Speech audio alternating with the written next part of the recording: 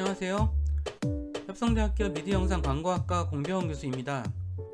오늘은 3주차 내용 웨어러블 디바이스에 대해서 공부하도록 하겠습니다. 웨어러블 디바이스라고 하는 것은 우리가 몸에 착용하는 그러한 기계 장치라고 생각하시면 될 것 같습니다. 그래서 3주차의 내용에서 첫 번째 시간 착용하고 싶은 본능의 진화에 대한 내용을 배워보도록 하겠습니다. 이번 수업에서는 인간이 착용하고 싶은 본능은 과연 어디에서 비롯된 것일까? 웨어러블 디바이스의 공통된 특징은 무엇일까? 그리고 웨어러블 디바이스에는 어떠한 종류가 있을까? 스마트워치와 스마트밴드의 주요한 공통점은 무엇인가? 이러한 점에 대해서 생각하면서 저와 함께 공부를 시작해 보도록 하겠습니다.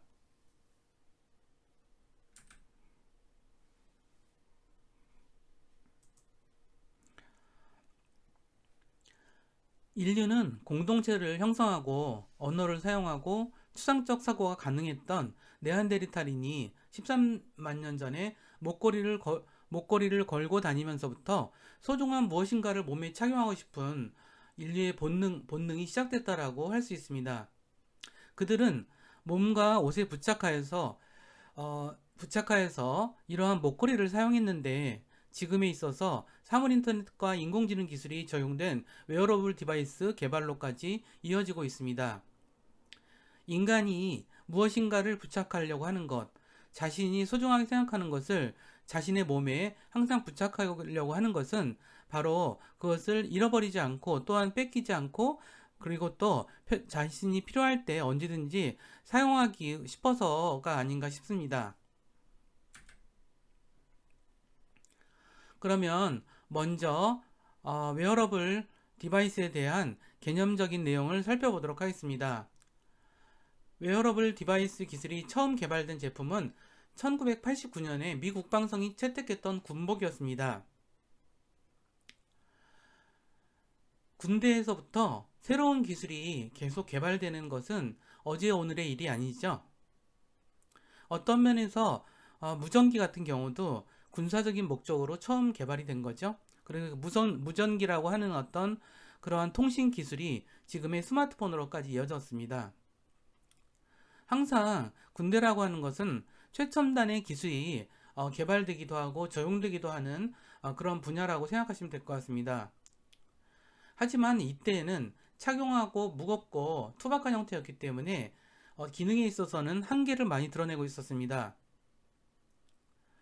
하지만 착용하기 편리한 수준으로 배터리를 비롯한 하드웨어가 작아지고 가벼워졌습니다. 그리고 다양한 기능과 편리하고 세련된 기능들이 이런 것들이 웨어러블 디바이스의 활성화에 되게 중요한 기준이 된다라고 보실 수 있습니다.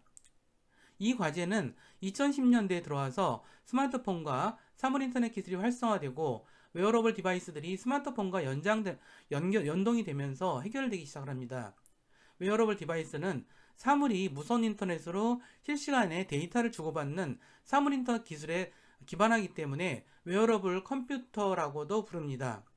용어에 있어서는 웨어러블 디바이스는 또 다른 의미에서 웨어러블 컴퓨터라고 부른다 라고 하는 것, 그리고 이러한 웨어러블 디바이스를 사용하는 행위, 이것을 웨어러블 컴퓨팅이라고 부를 수 있습니다. 컴퓨팅이라는 용어 자체는 우리가 컴퓨터의 기능을 가진 기기를 사용하는 것을 컴퓨팅이라고 부를 수 있습니다.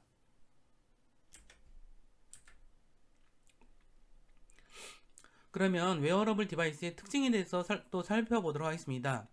우리가 웨어러블, 즉 몸에 착용하는 것들은 어떤 종류의 물건이 있을까요? 안경 있죠. 그 다음에 시계, 또 반지 또는 목걸이, 의복, 밴드. 우리가 웨어러블 디바이스라고 규정하는 그러한 물건의 종류에는 인간이 이런 웨어러블 디바이스 이전에도 인간이 몸에 착용하거나 밀착되어서 보유하고 있던 그런 물건들이 다 웨어러블 디바이스가 될 가능성이 있다라는 점들을 생각할 수 있습니다. 하지만 우리가 몸에 부착할 수 있다는 것은 우리가 항상 착용하더라도 불편함이 없어야 되거든요. 그리고 내가 만약 그런 것을 착용하더라도 그런 것들이 거부반응이 없어야 됩니다. 그러니까 예를 들어서 중고등학생 남자 학생들은 반지를 많이 안 하죠. 근데 중고등학생 남자 학생이 반지를 아무리 웨어러블 디바이스라고 하지만 반지를 끼고 다닐 일은 별로 없을 거예요. 그것은 남학생이 반지를 끼는 것이 옳다 그러다의 문제가 아니라 사회 문화적으로 반지를 끼는 남학생이 많지 않다라는 사실일 뿐이죠. 예를 들어서 우리가 그 안경 같은 경우는 누구나 착용을 하죠. 누구나 착용을 하죠. 그리고 사람들은 안경을 통해서 자신의 개성을 더 돋보이는 그러한 디자인을 담으려고 합니다. 그런데 안경은 우리가 볼 수 없는 그런 부분까지 보게 하죠. 그런 면에서 이러한 웨어러블의 물건들은 인간의 능력을 보완하거나 배가시키는 그런 목적을 수행하고 있습니다. 그것처럼 웨어러블 디바이스조차도 인간한테 거부 반응도 없고 개성도 있어야 되고 디자인도 있어야 되고 인간의 능력을 보완하고 배가시키는 그런 기능이 있어야겠죠. 그래서 이와 같은 그 몇 가지 특성을 우리가 말할 수가 있는데, 예를 들어서 우리는 이런 편의성을 이야기할 수 있습니다. 편의성이라고 하는 것은 우리가 의복, 시계, 안경, 목걸이, 팔찌, 신발처럼 항상 자연스럽게 몸이 착용할 수 있어야 되는 것을 편의성이라고 부릅니다. 또한 항상성이라는 게 있을 수가 있습니다. 우리가 스마트 디바이스적인 성격을 가진 웨어러블 디바이스를 쓴다면 언제든지 통신이 연결되어 있어야 한다는 뜻입니다. 즉 우리가 스마트워치를 착용하고 있다라고 했을 때는 언제 어디서든지 그 스마트워치가 통신을 통해서 우리가 원하는 서비스를 제공하고 우리로부터 어떤 데이터를 수집해가고 이런 것이 항상 끊이지 않아야 한다는 것이죠. 또한 안정성을 들 수가 있습니다. 안정성은 사람들의 능력을 연장시키면서도 피로감을 주지 않아야 합니다. 우리가 안경 같은 경우가, 저도 선생님도 안경을 쓰고 있는데요. 안경을 쓰다 보면 똑같은 이야기를 많이 하는데, 안경이 아무리 제가 멋있은 것 같아서 되게 비싼 돈을 주고 샀어도 왠지 이게 내 머리와 얼굴에 안 맞아서 자꾸 신경이 거슬려지고 자꾸 신경 쓰이게 되면 아무리 비싼 주고 돈을 산 안경이어도 사실 사용하지 않게 되거든요. 그거는 웨어러블, 즉 인간이 부착하고 항상 가지고 다니는 것들이 갖는 어떤 그런 그 특징이라고 볼 수가 있습니다. 그러니까 피로감과 위험감을 주지 않아야 한다는 것이죠. 자, 그 다음에 사회성이 있습니다. 사회성은 우리가 사람들은 안경을 통해서 또는 시계를 통해서 또는 목걸이를 통해서 어떤 사회 문화적인 특성으로서 자신을 드러나게 되죠. 그러한 사회성이 있다는 것입니다. 그런 자신이 속한 그 문화에 어떤 속해 있는 그런 문화 현상과 그 같이 조화를 이룰 수 있는 그런 측면을 이야기하는 것입니다. 그렇다면 웨어러블 디바이스는 어떤 곳에서부터 시작됐을까? 자, 오른쪽에 그림을 제가 사진을 좀 마련해 왔는데요. 이것은 지금 꼭 이렇게 돼 있다라기보다도 웨어러블 디바이스가 적용될 만한 그런 물건들을 한번 이렇게 살펴볼 수 있는 것입니다. 보시면 이런 먼저 아까 말씀드린 반지가 있겠죠. 자, 반지가 있습니다. 반지는 우리가 스마트 디바이스로서의 반지는 아직 그렇게 본 적은 별로 없습니다. 하지만 외국 그 사이트라든가 이런 데 가면 아직 벌써 나와 있는 것이 보이더군요. 그런데 이제 직접 보지 않아서, 하지만 반지도 개발되어 있고요. 또 하나 우리가 흔히 생각할 수 있는 안경이 있죠. 안경을 쓰면 안경은 과연 어떤 역할을 할까요? 안경 자체가 우리가 그러니까 보는 것을 더 편리하고 우리가 볼 수 없는 것까지 볼 수 있게끔 해주는 기능이 있었죠. 안경에 있는 어떤 그 요즘엔 플라스틱으로 만들죠. 그 투명한 부분이 바로 디스플레이 역할, 즉 우리가 컴퓨터 모니터 이런 역할을 해서 그 안에 어떤 정보나 이런 것들이, 정보라든가 그림이나 사진이라든가 이메일 뭐 이런 것들이 뜨게끔 해주는 그런 장치로서 개발되고 있다라고 보시면 될 것 같습니다. 또 하나 이런 그 단추도 그렇게 개발될 가능성은 있죠. 장갑 의외죠. 자, 장갑은 어떤 사람들의 어떤 신체적인 걸 많이 체크할 수가 있겠죠. 그 사람의 온도, 맥박, 아니면 뭐 여러 가지 긴장 상태, 스트레스라든가 이런 것들을 다 할 수가 가능성이 있겠죠. 그리고 이것은 지금 이제 증강현실이나 가상현실 쪽에서 이런 장갑을 많이 사용해요. 이것도 일종의 웨어러블 디바이스 중에 하나라고 볼 수가 있을 것 같습니다. 자, 옷들. 그러니까 옷이 또 그런 역할을 할 수가 있겠죠. 옷이 웨어러블 디바이스 역할을 할 수가 있습니다. 그래서 옷이 그렇다면 어떤 역할을 할까요? 옷이 뭐 여러 가지 역할을 할 수 있겠죠. 되게 추운 지방에서는 그 사람을 그 온도에 맞춰서 보온을 해준다거나, 너무 더운 곳에서는 저기를 한다거나, 좀 시원하게 한다거나 뭐 이런 기능도 있겠고, 어떤 특정한 경우에는 뭐 불이라든가 이런 것들에 대해서 방지할 수 있는 거라든가 이런 식으로, 그러니까 사람들이 주로 이제 그런 웨어러블 디바이스는 주로 의류형이 있을 수가 있는 것 같아요. 그 다음에 또 하나가 착용형도 있을 수 있겠죠. 뭐 안경, 헬멧 뭐 이런 것들, 아니면 장갑도 착용형이라고 볼 수 있겠죠.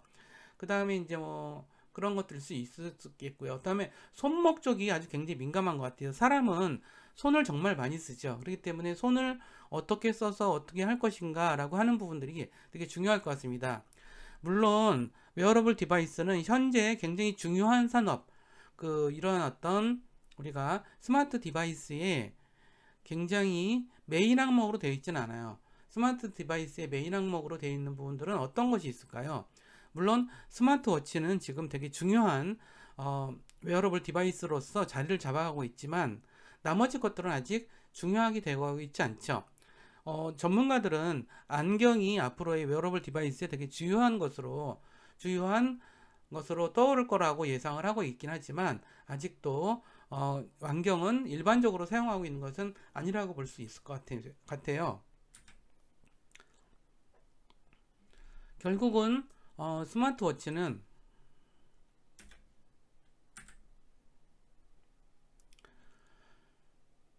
스마트워치에 대해서 좀 더 집중적으로 살펴보도록 하겠습니다. 웨어러블 디바이스 중에서 가장 지금 비즈니스적으로 빠르게 와 있다라고 판단되는 그런 디바이스라고 볼 수가 있겠죠. 자, 요즘 20대 학생분들은 시계를 차는 분들이 되게 많지는 않은 것 같아요. 하지만 보통 고학년이 되거나 아니면 이제 직장 생활을 하는 분들은 스마트워치가 아니라 시계를 많이 차요. 근데 요즘은 기왕 뭐 시계를 살 거면 스마트워치를 산다, 이런 이야기들이 많은 것 같아요. 과거에 시계라고 하는 것은, 과거에도 선생님은 지금 50대인데 선생님 세대에도 시계는 굉장히 중요한 그 물건이었거든요. 굉장히 중요하게 남자의 어떤 어떤 남자의 어떤 여러 가지 자부심, 이런 거를 드러내는 물건이기도 했어요.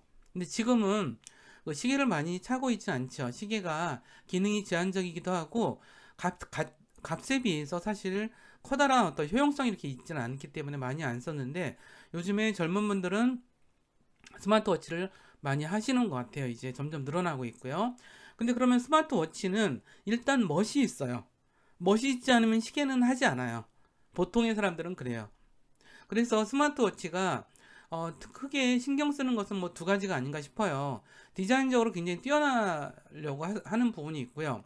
또 하나는 시계의 기능을 기본으로 하면서 그동안 시계보다 더 나은 기능, 뭐죠? 스마트폰이 가지고 있는 기능들, 알림, 메일, 메시지, 계산, 번역, 뭐 라디오, 음성, 이런 것들이 가능한 거죠. 그 다음에 더 좋은 게 뭘까요? 선생님도 스마트워치를 종종 사용을 하는데, 좋은 점은 통화된다는 사실이더라고요. 예를 들어서 우리가 좀 활동적으로 생활할 때는 스마트폰을 어디 주머니에다 넣거나 가방에 넣으면은 스마트폰에서 울리는 것을 들을 수가 없죠. 근데 스마트워치는 항상 우리가 얼굴 가까이 있잖아요, 손이. 그러다 보니까 스마트폰이 나름 그러니까 스마트워치가 스마트폰의 모든 기능을 가지고 있지는 않아요. 그러니까 어느 한 절반 정도의 기능을 가지고 있다 생각하시면 되는데, 그럼에도 불구하고 얼굴에 가까이 있기 때문에 스마트워치가 굉장히 편한 것 같아요. 그러다 보면 어쩔 때는 이제 스마트워치를 통해서 통화할 때도 많아요.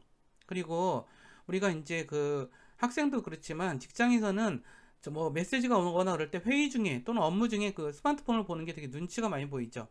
하지만 이 스마트워치는 딱 그렇진 않아요. 시계 본다라는 느낌밖에 없어서 그래서 우리가 딱 간단한 메시지는 거기서 확인한다거나 이런 것들이 가능하기 때문에 그런 면에서는 굉장히 편리한 것 같아요. 그 다음에 스마트워치가 갖고 있는 스마트폰하고 전혀 다른 갖지 못한 차이점은 뭐냐면 생체의 어떤 여러 가지 데이터를 수집할 수 있는 기능이라고 할 수 있다는 생각이 들어요. 그래서 맥박이라든가 온도 이런 것들이 아주 밀착돼서 수집이 가능하기 때문에 헬스케어, 즉 건강을 위해서는 굉장히 좋은 것 같아요. 스마트폰이 몇 보를 걸었는지라든가 운동량을 체크하는 게 해주긴 하지만 그렇게 정확하진 않잖아요. 근데 이 스마트워치는 그게 굉장히 정확히 해서 건강에 신경 쓰는 사람들은 굉장히 좋아하는 이제 물건이 되어가고 있죠. 그런 면에서 그러니까 지금은 이제 많이들 그 건강에 젊어서부터 또 나이 드는 사람부터 남녀노소 건강에 정말 신경을 많이 쓰더라고요. 많은 사람들이. 그랬을 때 그러다 보니 그런 사회가 점점 돼가고 있죠. 지금 우리가 수업도 뭐 지금 코로나19 때문에 수업을 이렇게 영상으로 수업을 하고 있긴 하지만 전반적으로 사람들이 건강이 얼마나 소중한가 이런 것들을 전 세계 또는 우리 사회 전체가 인식하게 되는 계기가 됐다는 생각이 많이 들더라고요. 그런 면에서 근데 그런 생각이 들고요. 또 하나 우리가 생각할 게 있는 것 같아요. 그러면 스마트워치에서 우리가 어떤 기능을 사용한다라고 하는 것은 프로그램이 있기 때문에 가능한 거죠. 우리가 스마트폰과 스마트워치 같은 모바일 디바이스에서 사용하는 프로그램을 애플리케이션이라고 불러요. 근데 요즘에는 일반적으로 PC에 사용하는 어떤 프로그램도 다 애플리케이션이라고 통으로 부르더라고요. 따라서 우리가 웨어러블 디바이스, 즉 모바일 디바이스에서 사용하는 프로그램을 특히 애플리케이션이라고 한다. 줄여서 앱이라고 부르죠. 그렇게 사용한다라는 점도 우리가 좀 기억해 두실 필요가 있는 것 같아요. 그러면 다양한 스마트워치가 지금 출현하고 있어요. 그래서 스마트폰, 그러니까 이런 시계는 많은 남자들한테 그리고 또 여성들한테도 되게 중요한 필수품이기도 하죠. 그렇기 때문에 이 시장성이 많다라는 거죠. 그만큼 다른 웨어러블 디바이스보다 시장성이 되게 많은 것 같아요. 그래서 가장 먼저 성공한 스마트워치는 페블이라고 불러요. 좀 오래 지난 일이긴 하지만 이거는 2012년부터 시작됐어요. 크라우드 펀딩, 즉 인터넷이나 소셜미디어를 통해서 투자자들을 공개적으로 모집을 해서 하는 크라우드 펀딩이라고 하죠. 크라우드 펀딩을 통해서 또 자금을 조달받아서 이런 스마트워치를 만들어서 성공한 대표적인 회사라고 볼 수가 있습니다. 그 다음에 또 하나 스마트워치의 세계적으로 강자로 부상한 저기는 삼성이라고 볼 수가 있는 것 같아요. 2013년 이후로 삼성은 계속 스마트폰과 연결되어 있는 갤럭시 기어라든가 이런 식으로 스마트워치를 계속 만들어 왔어요. 그래서 삼성이 스마트폰 기술에서는 뭐 세계적인 수준이기 때문에 스마트워치도 꽤 기능이 괜찮다라고 평가가 되고 있어요. 근데 아시다시피 맨 처음에 우리가 웨어러블 디바이스의 특징 몇 가지 말씀드렸죠. 뭐 편리함이라든가 문화적이어야 된다는 것, 위험이 없어야 된다 이런 것들을 갖춘 식으로 계속 개발되어 가는 것이 아닌가 이런 생각이 좀 들어요. 그래서 시장도 꾸준히 늘어나고 있다라고 하는 뭐 그런 좋은 소식이 있어 왔습니다. 그리고 여기서 보다시피 괜찮지요. 디자인적으로 굉장히 세련돼진 것 같아요. 삼성이 디자인은 굉장히 뭐 후졌다라는 평가가 되게 많았거든요. 근데 최근 들어서 한 2, 3년 새에 디자인이 아주 뛰어나졌어요. 뭔가 변화가 있다는 생각이 좀 들어요. 요 스마트워치는 페블을 제가 가져온 거고요. 삼성과 더불어서 스마트워치 시장의 최강자는 아마 애플이 아닌가 싶습니다. 애플은 물건이 젊은 분들이 참 좋아할 정도로 디자인적으로 뭐 대단하죠. 그것은 뭐 우리나라도 굉장히 많이 따라간 편인 것 같긴 한데 아직까지 애플의 디자인은 따라가기가 힘든 것 같아요. 그런데 어쨌든 간에 애플에서는 애플워치를 계속 만들어내고 있습니다. 그래서 실제로 매장에 가서 애플워치를 보면 당장 사고 싶은 마음이 확 들 정도로 그렇게 되고 있는데 애플워치는 2015년부터 쭉 시작이 됐고요. 2019년 뭐까지 쭉 이제 시리즈가 계속 나오고 있습니다. 그래서 이것은 그 똑같이 스마트워치의 일반적인 기능과 같이 스마트폰을 꺼내지 않고 애플워치를 통해서 문자, 이메일 이런 것들을 사용할 수가 있습니다. 물론 우리가 이 스마트워치는 브랜드에 따라서 기능들이 조금 차이가 있어요. 근데 지금 애플도 그렇지만 삼성도 그렇고 인공지능 기술을 통한 저희가 굉장히 활발하죠. 그래서 어떤 사람들은 삼성이나 애플이나 마이크로소프트, 구글을 이러한 뭐 삼성전자 회사다 이렇게 부르는 게 아니라 인공지능 회사라고 불러야 된다라고 주장할 정도로 인공지능은 굉장히 많이 발달하고 관심들이 많은 거죠. 근데 왜 스마트워치와 인공지능이 왜 관련이 있을까요? 자, 음성 명령 때문에 그렇습니다. 우리가 사실 스마트폰에다 대고 음성 명령을 하는 게 불편한 점이 있어요. 약간 쑥스럽기도 하고요. 그렇죠? 그렇지만 스마트워치는 이렇게 팔목을 자기 입에다 가까이다 대고 이야기하기가 매우 편해요. 그렇기 때문에 이런 음성인식 기술하고 인공지능 기술은 굉장히 밀접하게 되어 있죠. 왜냐면 수많은 음성도 일종의 데이터인데 그 데이터를 처리하면서 이놈이 어떤 요구를 하고 있구나라는 것을 캐치를 해야 되겠죠. 그것은 방대한 데이터들 속에서 그 음성 데이터가 원하는 어떤 그런 명령을 체크하는 거라서 굉장히 그런 기술이라고 볼 수가 있을 것 같아요.